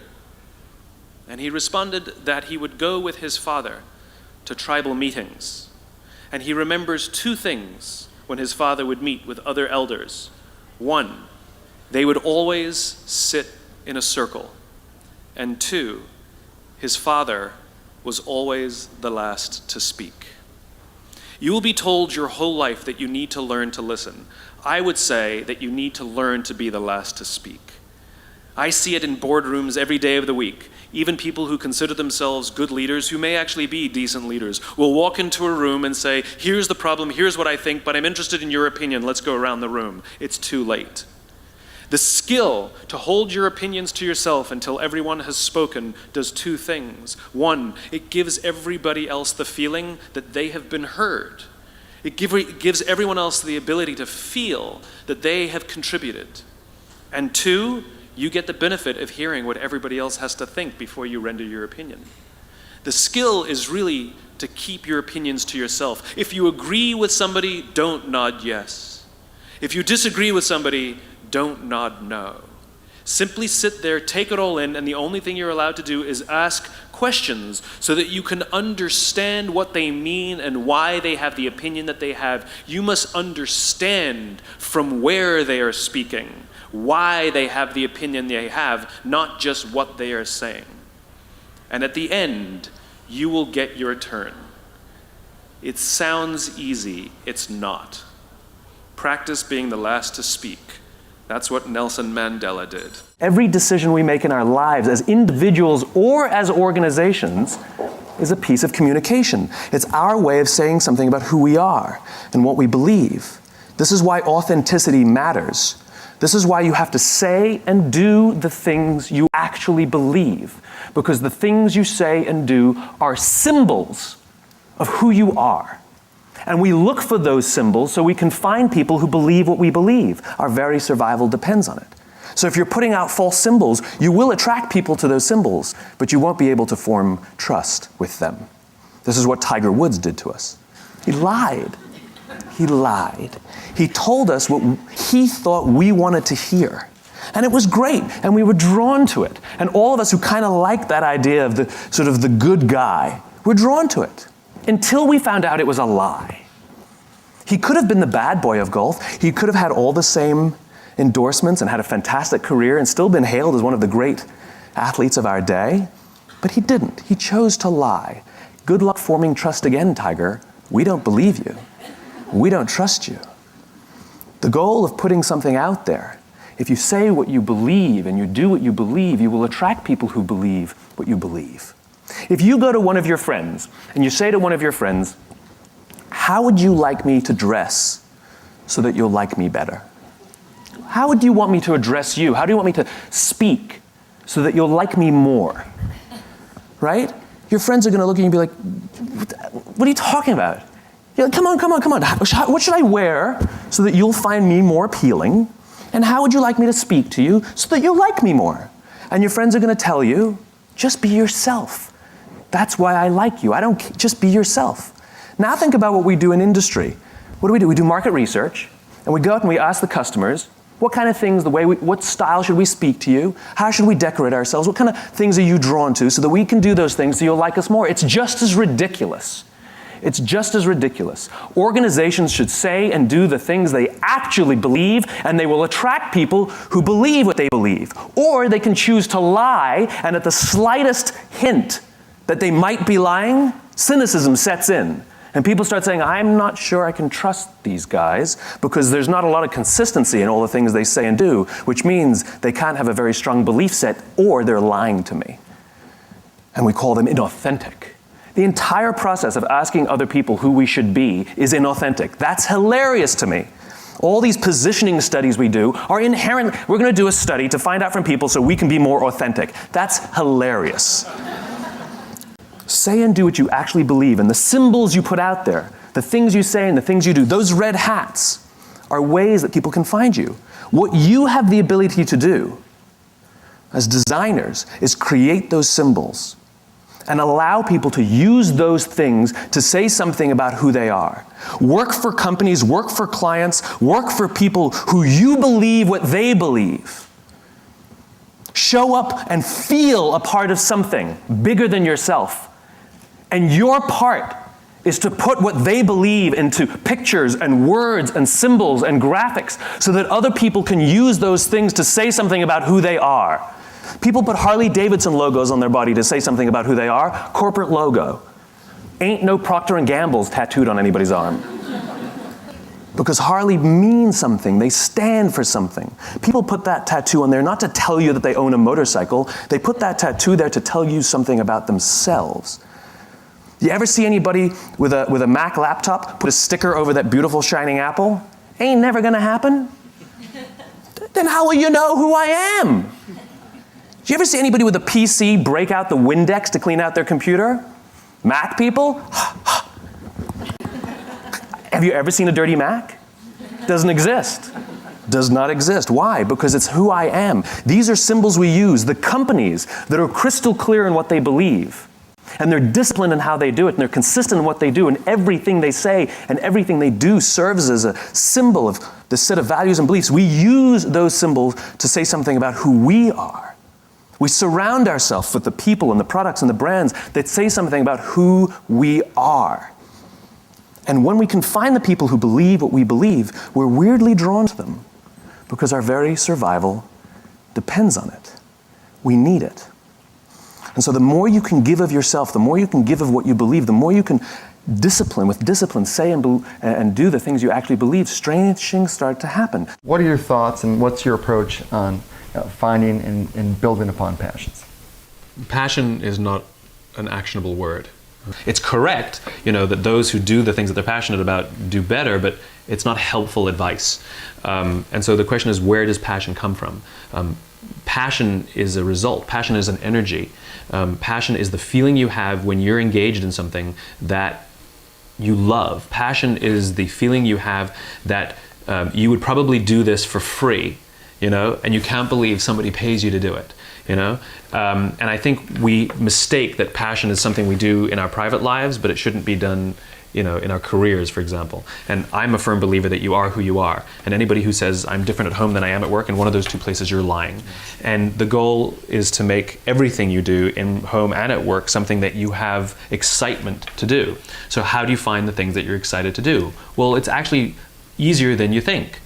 What are the things that you love to do? What are the things that you would do for free? How can you recreate that feeling and be paid for it? So what are the things that I do on the weekend, right? I love, I'm very involved in the art world. I love to go to museums and galleries, but I love to go see dance and performances because I want to see how others are interpreting the world. So that inspires me. New ideas, new thoughts, new ways of looking at the world are things that interest me privately, and I seek it out and pay money for it, right? So does that mean I have to have a career in the arts?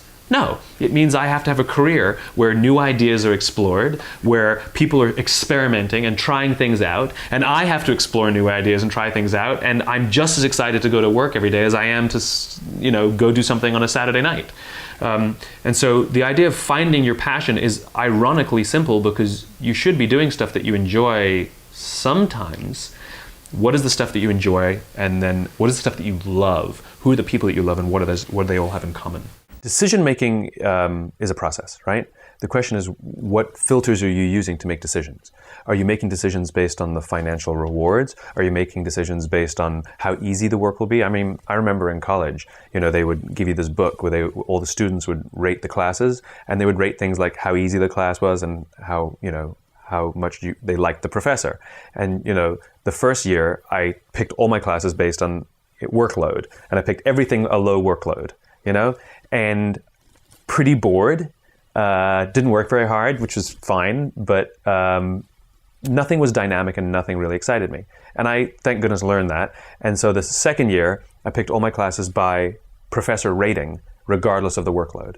So every class I had these dynamic, amazing, incredible human beings passing on their knowledge, and you were excited to work hard for them, And so again, the question is, what are the filters we're using? And so if you're only chasing the mighty dollar, then you will have jobs that'll pay you a little more than the last, but are you enjoying yourself? And I talked to a guy recently who he's in bad shape. Like he really hates his life, and he's really depressed, and he doesn't know what to do. And so we were going through all his old jobs, and I said, give me a job that you've loved. And he hadn't. Every single job he's chosen out of college, he picked because of the money. And if something offered him more somewhere else, he took it, regardless. And the amazing thing is he plateaued, because if you're only chasing the result, if you're only chasing the thing that makes it easy, right? Then eventually you will get bored, or they'll get bored of you, right? And you plateau. In other words, chasing the almighty dollar, if that's your only thing, it eventually flattens out. Whereas if you're chasing the thing that excites you, the human beings to be around, the work that excites you, the stuff that you can get passionate about, the irony is you'll actually make way more, right? Because you're excited, and they appreciate your excitement, and they reward your excitement, and you're better at your work because you want to work harder and all of that stuff. You don't have to strain to work harder. So decision making is simply a matter of filters, and so I've made decisions in my life that I would rather be happy than right. I'd rather do good than get rich, and so the decisions I make put me in positions where when I leave any engagement, when I leave any meeting, I feel that I've contributed, right? Rare are the times anymore where you walk away going, just think of the money, just think of the money, think of the money, because it doesn't feel nice. And the experience I have, I don't enjoy traveling to them, and I don't enjoy traveling home. Where if I have an amazing experience, I am looking forward to getting there, and I'm excited when I leave. Yeah. So it's just decision making is just a matter of what filters you use, and if you're good about keeping those filters up and clear, then make your decisions. I don't judge anybody by how if they choose to use different filters. These are just the filters I choose to live my life. Not right or wrong, just those are my decisions. How can you help the human race? How can you help the human race, the human species, progress? I'm not joking either. This is something I think we all have to be aware of. At the end of the day, the human animal is a social animal. And our very survival depends on our ability to form communities, to form cultures. What's a community? What's a culture? It's a group of people with a common set of values and beliefs, right? What's a country? It's a group of people with a common set of values and beliefs. What's a company? It should be a group of people with a common set of values and beliefs. When we're surrounded by people who believe what we believe, something remarkable happens. Trust emerges. And make no mistake of it, trust is a feeling, a distinctly human feeling. We all have friends who are total screw-ups, and yet we still trust them, right? Trust is not a checklist. Simply doing everything you say you're going to do does not mean people will inherently trust you. It just means you're reliable. We need trust, right? We need trust. When we're surrounded by people who believe what we believe and trust starts to emerge, when we trust them and they trust us, we're more willing to take risks. We're more willing to experiment, which requires failure. We're more willing to explore and go somewhere that no one has ever gone before, with the confidence that if we fail, if we trip over, if we turn our backs, that those within our community, those who we trust and who trust us, will look after us while we're gone, will pick us up when we fall over, will help us when we're hurt. Our very survival depends on it. We're not good at everything. We're not good by ourselves.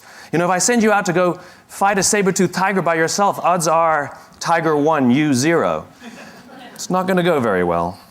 But if you go out as a group, we're pretty damn amazing. And the reason is because we all have our certain strengths and we all have our certain weaknesses. And the goal is not to fix your weaknesses. The goal is to amplify your strengths and surround yourself with the people who can do what you can't do. But it's not just based on skills and application and experience. It's based on what you believe. It's based on what you believe. You see, simply being good at something and having somebody else being good at what you're no good at does not mean you will trust each other. Trust, the sense of trust comes from the sense of common values and common beliefs. I can prove it. How many of you are from New York? Okay, a bunch of you. Are you friends with everybody in New York? Why not? Why not? But when you go to Los Angeles and you meet someone from New York, you're like, hey, I'm from New York, and you're best friends. Right? And when you go to France, there you are on the Paris metro, minding your own business, and you hear an American accent behind you, and you turn around, and you say, hey, where are you from? They say, Los Angeles. You're like, hey, I'm from New York, and you're best friends. Because when you're surrounded by people who don't believe what you believe, when you're in a strange environment where you don't feel comfortable, you look for anyone who may share some of the same values and beliefs that you have, and you start to form a very real and very intense bond with them, simply because you know that they have a basic understanding of how you grew up, of the things that you care about, of the life that you live back home. Well, the same is true when we go to work. Do we want to go to work with people who understand us, who believe what we believe, who have a similar view of the world that has nothing to do with their opinions and the differences that we share? That's good. That's called diversity. That's called advantages to problem solving, which is we can all look at the same thing from a different angle and come up with solutions. What I'm talking about is why should you help each other in the first place? What are you in pursuit of? Now, the question is what creates that sense of values and beliefs? What creates that sense of trust? Right? Our very human instinct. We know how to find people who believe what we believe. Our survival depends on it. We're biologically gifted with this idea. If I ask you to go out in the street and find all the people who believe what you believe, you know exactly what to do. You're going to strike up conversations. You're going to start talking to people. And either you'll have a good feeling about them or you won't. Either you'll have chemistry, whatever that means, or you don't. Sometimes it's quick, sometimes it's slow. But we know how to do it. It's called making friends, it's called dating, it's called networking. We have the innate ability to do it. There was a former Undersecretary of Defense who was invited to give a speech at a large conference, about 1,000 people. And he was standing on the stage with his cup of coffee and a styrofoam cup, giving his prepared remarks with his PowerPoint behind him. And he took a sip of his coffee and he smiled and he looked down at the coffee. And then he went off script. And he said, you know, last year I spoke at this exact same conference. Last year I was still the undersecretary. And when I spoke here last year, they flew me here business class. And when I arrived at the airport, there was somebody waiting for me to take me to my hotel. And they took me to my hotel and they had already checked me in and they just took me up to my room. And the next morning I came downstairs and there was someone waiting in the lobby to greet me and they drove me to this here same venue. They took me through the back entrance and took me into the green room and handed me a cup of coffee in a beautiful ceramic cup. He says, I'm no longer the undersecretary. I flew here coach. I took a taxi to my hotel and I checked myself in. When I came down the lobby this morning, I took another taxi to this venue. I came in the front door and found my way backstage, and when I asked someone, do you have any coffee? He pointed to the coffee machine in the corner, and I poured myself a cup of coffee into this here styrofoam cup. He says the lesson is, the ceramic cup was never meant for me. It was meant for the position I held. I deserve a styrofoam cup. Remember this. As you gain fame, as you gain fortune, as you gain position and seniority, people will treat you better. They will hold doors open for you. They will get you a cup of tea and coffee without you even asking. They will call you sir and ma'am, and they will give you stuff. None of that stuff is meant for you. That stuff is meant for the position you hold.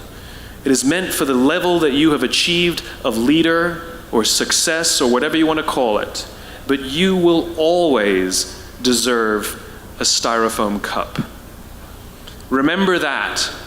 Remember that lesson of humility and gratitude. You can accept all the free stuff. You can accept all the perks. Absolutely, you can enjoy them. But just be grateful for them and know that they're not for you. I remember getting off the Acela. I took the Acela from New York to Washington, D.C., and I got off the train like everybody else, and I was walking down the platform like everyone else, and I walked past General Norty Schwartz, who used to be the Chief of Staff of the United States Air Force, the head of the Air Force. And here I did, see a guy in a suit schlepping his own suitcase down the platform just like me. And just a couple months ago, he was flying on private jets and he had an entourage and other people carried his luggage. But he no longer held the position, and so now he got to drag his own suitcase. And never did it sort of remind me more that none of us deserve the perks that we get. We all deserve a styrofoam cup. Companies obsess about their competitors, which is fine tactically, which is fine for short term. But long term, most companies aren't brought down by the competition they know about. They're brought down by the competition they don't know about. Some new emerging technology. Do you think the music business was paying attention to the computer business at all? Of course not. They were paying attention to other music companies. MySpace wasn't focused on Facebook. They didn't even know Facebook existed. But it's Facebook that brought them down or significantly hurt their business, right? In other words, if you don't even know who your competitors are, what's the point of fixating and making all of your business decisions based on competitors? All we're doing is reacting. This is why purpose matters. It gives us a North Star. Yes, we have to concern ourselves with our competition from a tactical and short-term point of view, but to make long-term strategic decisions based on a competitive set that we don't even know if it's complete, based on technology that we don't even know it's completely fully baked, is madness. It's absolutely madness, right?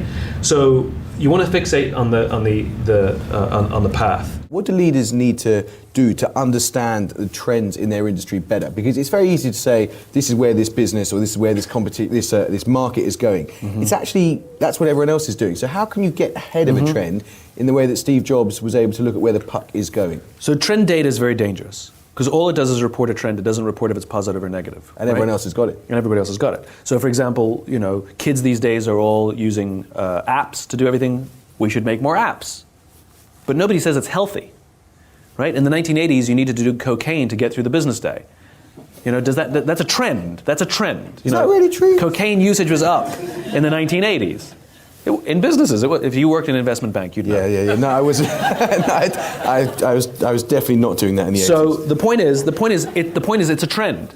Yeah. That doesn't mean we should invest in it, right? So trend data is, I think, the way people rush towards a trend because they think that's where the market is going is very dangerous because it's incredibly unstable information. But you have to, as a leader, anticipate where your market is going and make 3 and 5 year plans. And the way you do it is with vision, right?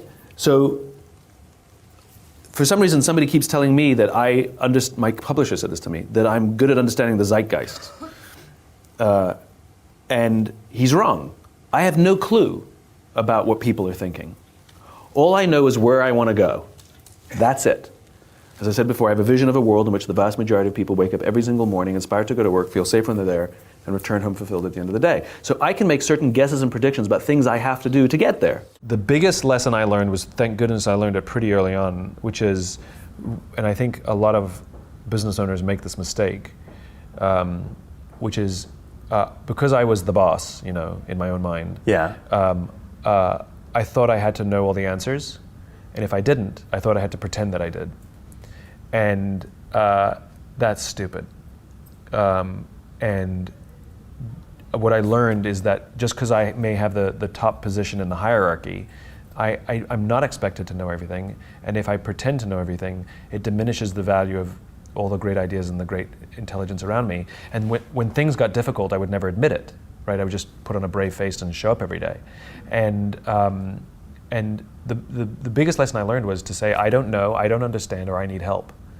At any level about any subject. Yeah. And amazingly, I was always surrounded by people who wanted to help or who knew answers, but they never offered to help or offer the answers because they didn't think I needed it because I kept pretending that I knew it all. Right. Not to mention the fact that nobody likes a know-it-all. So that was huge for me. And when I was willing to ask for help and accept it when it was offered and sort of accept the humility of the fact that other people know a lot more about a lot of things than I know. And I know one thing, you know, and they know lots of things. That's when things really started to move, because we were now a team. Like, we were actually working together. I see a lot of questions here around dealing with a negative team, or dealing with a team where we feel people may not have the right intentions or the right motives. How do people work with that? The viewers are asking. Yeah, it happens. And the answer is, don't worry about it. Like, we can't obsess about the ones that are doing something wrong. We obsess about the ones that are doing something right. Instead of criticizing the ones that are negative, we want to build up and compliment the ones that are positive. Because when that's the reward structure, which is finding and identifying and rewarding good, then everybody wants to be rewarded and recognized, and so eventually the behavior comes in, as opposed to criticizing wrong. Nobody wants to be criticized, and all it does is it makes people back away and afraid.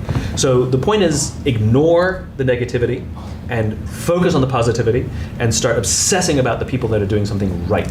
I learned this lesson the hard way. I wrote a blog, and we had somebody write in with a very aggressive sort of note to me, and sort of saying I'm a hypocrite and all of this stuff.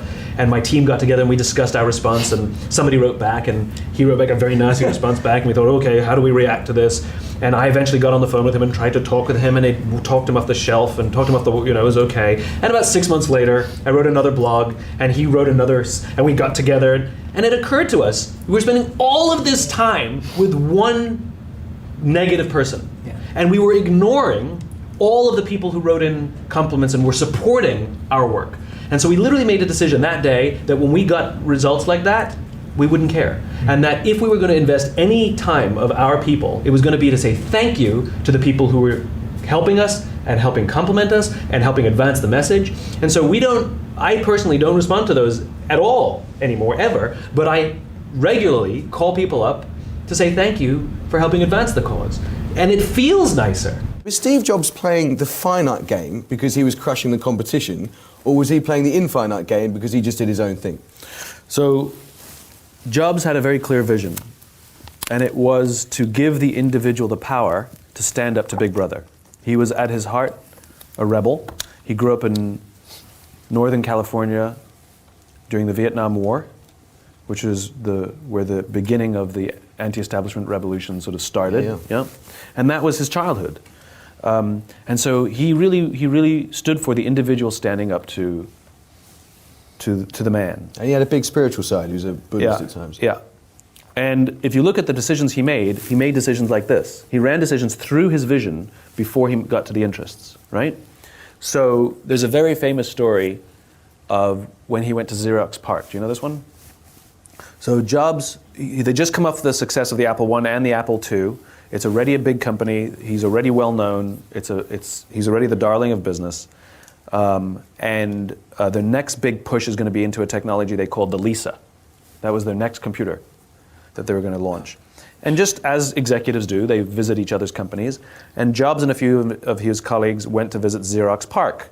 And Xerox showed them a new technology that they had invented called the graphic user interface, right? Now, remember, Jobs believed in the individual standing up to Big Brother. So the reason they made their computers beautiful was not arbitrary. It's because if they were pretty looking, you'd put them in the living room. If they're ugly, you put them in the basement. And you're more likely to use something that's in the living room than if it's in the basement, right? The reason you make them simple is because more people can then use them. And so when he saw this thing called the graphic user interface, he thought, this is a better technology.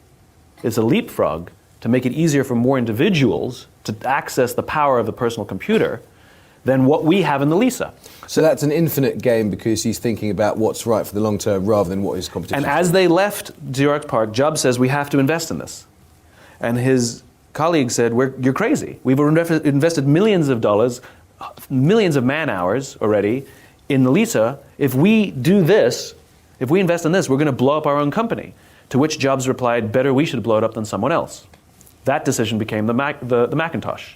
That decision was the Macintosh, of which, remember, Windows is an interface designed to copy the Macintosh. In other words, he completely changed the way computers work to the point where now any individual can easily use a computer. And he always made decisions that way. He made decisions always empowering the individual. So he was asked a question about the movie industry, cinemas, and the decline of cinemas. And he replied that the cinemas were making the same mistake, the movie industry was making the same mistake that the music industry made, which is the music industry falsely believed that their customer was Tower Records and Virgin Megastore, and not the person who actually spent money on buying the album.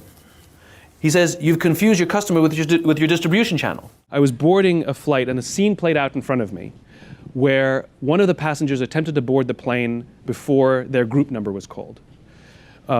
And the gate agent literally berated him. Sir, step aside, I haven't called your group. Please step aside and wait till I call your group. So I spoke up and said, why do you have to talk to us that way? Why can't you talk to us like we're human beings? And she looked me in the eye and said, if I don't follow the rules, I could get in trouble or lose my job. All she revealed to me is that she doesn't feel safe in her own company, and her leaders do not trust her to do the job for which she's been trained to do. And guess who suffers? Us and the company. The reason we love flying Southwest Airlines is because the company trusts them to do the job they've been trained to do, and they use discretion. We don't trust people to follow the rules. We trust people to know when to break them. And the problem is, in a fear-based society, people fear for their own jobs more than common sense. That was a perfect scenario of what happens when somebody in the company is too afraid to break the rule, break the policy, use discretion, find another way. You know? So almost predictable that something will happen, something will break at some point. How would someone know if they're doing something for their why? How do you know? Oh, you can feel it. You feel it. Do you ever have that experience where you feel like something's wrong? Yeah. You know, sort of you're like, you make a decision, but it makes you uncomfortable. You're not following through with your cause or your purpose. And you ever have a decision where everybody's like, you're crazy, you're crazy. You're like, this just feels like the most natural, normal thing I could do. I'm not even in doubt here. You know, right? Now, the problem with simply running on gut is it's not scalable. Yes. This is the reason we want to learn our why, learn to articulate and be able to speak our why so that others can understand why we're making the decisions we're making. Because the problem is, if you only trust your gut, to those around you, sometimes it does appear that we're crazy or unfocused. And so people leave us and don't help us because they think we're nuts.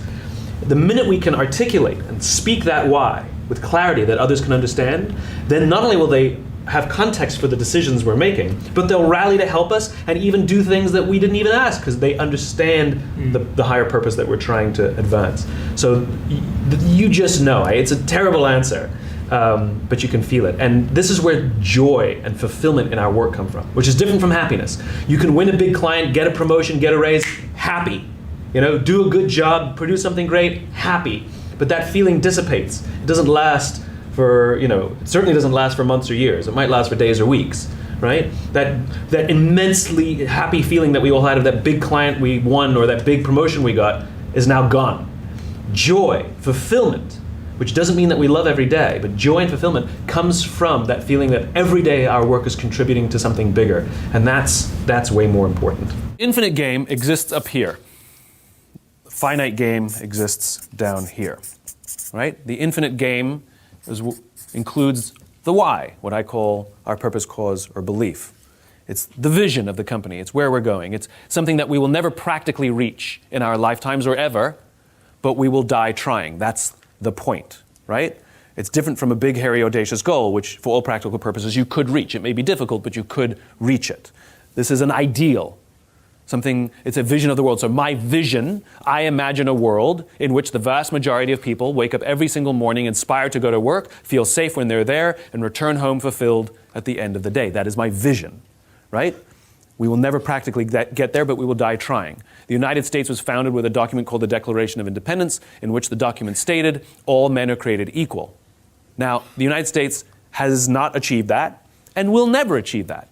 But the country is at its best when we're trying to achieve that. Civil rights, women's suffrage, gay rights, the universal education, universal healthcare, et cetera, et cetera.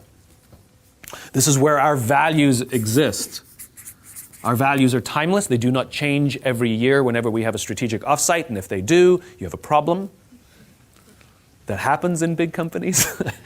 Every few years, a new CEO comes in and they have a values thing, and they change, and they change, and they change. No, your values are your values, right? And they're based on your founders, and they exist from patterns of how you operate when you are operating at your natural best. When your company is operating at its natural best, when all cylinders are firing, when you're in the flow, whatever euphemism you want to use, there is a pattern that emerges, and that pattern are your values. There's a minimum of 3, there's no more than 5. If there's more than 5, there's usually redundancy. You can find overlap, that you can find lowest common denominators, and they are intractable. These things are inherently intangible and hard to measure, right? Which is why they often get brushed aside. It's not that they don't exist, they're just hard to measure. Then down here you have the finite. It's what I call the what. It's all the tangible stuff, right? Things like our interests exist down here. Because they are tangible, they are inherently easy to see and easy to measure, like products sold, money taken in, things like that, right? Number of clients we have. The way you build an infinite business is you want to run all decisions first through your values and your cause, and then through your interests. I've become very, very interested in the idea of playing in games that have no finish lines, right?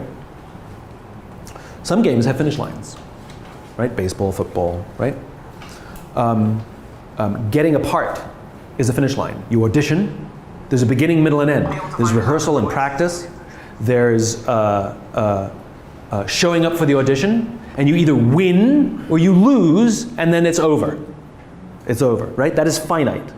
But one's career is infinite. There's no end. It's like our lives are finite, but life is infinite. People come and people go, but life continues, right? Theater. Actors come and actors go, but theater continues. It's infinite. You don't win theater. You win a part, but what happens once you get the part? The finite game is over. Now you enter the infinite game. You have to be able to convert, right? And the reason this is important, and I've seen this unfortunately so many times, from a young age, all you wanted to do was get to Broadway. And then you get to Broadway. And then what? You've devoted your entire life to one finite goal, and when you get there, the immediate response is depression. Because I spent 15 years of my life for this one thing, and I got it. And now I don't know what to do next. Like, get to Broadway again. Doesn't have the same ambition. It doesn't have the same passion. You know, you've devoted you're from Fargo, North Dakota, and that's all you wanted to do was get out of Fargo and make it to Broadway, and you made it, right? It doesn't have the same kind of passion. And this is because these are finite goals. There's a lot of studies that have been done with athletes who have finite goals to become the greatest X in the world, right? So Andre Agassi was one of these athletes. He wanted to become the greatest tennis player that ever lived. Guess what? Everyone in his life, he would view them through, how do you help me get to that? Everything was, how does this help me get to that? Everything was a transaction to how do you help me move to there? And then you know what happens? He achieved it. He became the greatest tennis player in the world. And you know what happened immediately after? Depression. Michael Phelps set out to become the most medaled Olympian in history. Do you know what? He achieved it. You know what happened immediately after? Depression. They spend their whole life working for one goal. Though most will never get it, the few that do don't know what to do next because their goals were finite. Their goals were finite, right? And so there are finite components to your career, but your career should be infinite. So yes, of course you have to win the finite game. You have to get the part, but immediately when you get the part, now you convert to infinite. Military, we're willing to sacrifice ourselves for the gain of others. Right. But in business, we're willing to sacrifice others for our own gain. Yes. How do you build that military mindset in companies like here or other companies? Leadership. I mean, it's leadership creates an environment, and this is what I learned. The whole concept of leaders eat last, and those lessons that I learned from spending time with folks in uniform, it was born out of my own experience where I was going through a point in my career as my career was growing. All of a sudden, you have new friends that I didn't have before, and that's wonderful. And then I learned the hard way that they weren't my friends; they were playing me. They wanted access or a deal or something, right? And I learned it the hard way. And so I retreated. I was like, I wanted to be friends with nobody else but the people I knew way back when, which is also not a good way to live. And yet simultaneously, I'm spending time with tons of folks in the military who, in business, we have colleagues and coworkers. In the military, you have brothers and sisters. I mean, that's a different kind of relationship. And as you know, I have hugged more people in uniform than I've ever hugged in suits. I've cried with more people in uniform than I've ever cried with in suits. I've stood in the audience and listened to officers give talks, and I've sat in the audience and cried. I've never cried with any CEO gave a speech ever, right? So there's a different nature of relationship. And my original conclusion was they're better people. That the reason you get a disproportionate amount of these kinds of behaviors is because they're better people, and better people are drawn to a life of service in the military, which is why we find a disproportionately high number of them there. And the more I started to learn, the more I realized I was completely wrong. It's the environment. It's the environment. And when the leader creates an environment in which people feel that someone has my back, they will do extraordinary things. And what I learned is that courage is not this deep down internal fortitude, right? It comes externally. It's like a trapeze artist would never try a brand new death-defying act unless they had a net. The courage didn't come from the trapeze artist. The courage came from the net. And it's the same in the military, which is especially when you're in life and death situations, when you're in theater. People who you don't like, you still rely on to save your life. And the reason it works is because you don't have to look behind your shoulder. And that mentality, and you know better than anybody, which is when you are deployed into dangerous places, nobody sort of loves deployment, but people have warm feelings towards deployment, which is really strange. And suicides rarely happen in combat situations. They usually happen back home. And it's the intensity of the relationships that create that warmth and the sort of weird enjoyment of really bad, uncomfortable, and dangerous circumstances. It's because we're human beings, and human beings as social animals feel our safest when we trust each other. And good leaders are capable of producing that. So great businesses look very much like well-run military organizations. And there's poorly run military organizations as well. But great businesses look exactly the same, where the leaders give the glory. They distribute authority. They push it down the ranks, let people make decisions. If they screw up, there's no risk of getting fired. If the company misses its arbitrary projections on its arbitrary date, we do not use the people to balance the books. We figure out other ways, or we even invite the people to help solve the problems. These are the things that produce that circle of safety that produces the exact same outcome, where people will love each other, cry for each other, sacrifice for each other. You see it in business plenty, but it always boils down to leadership. If you want another amazing Simon Sinek video, check it out right there next to me. I think you'll love it. Continue to believe, and I'll see you there.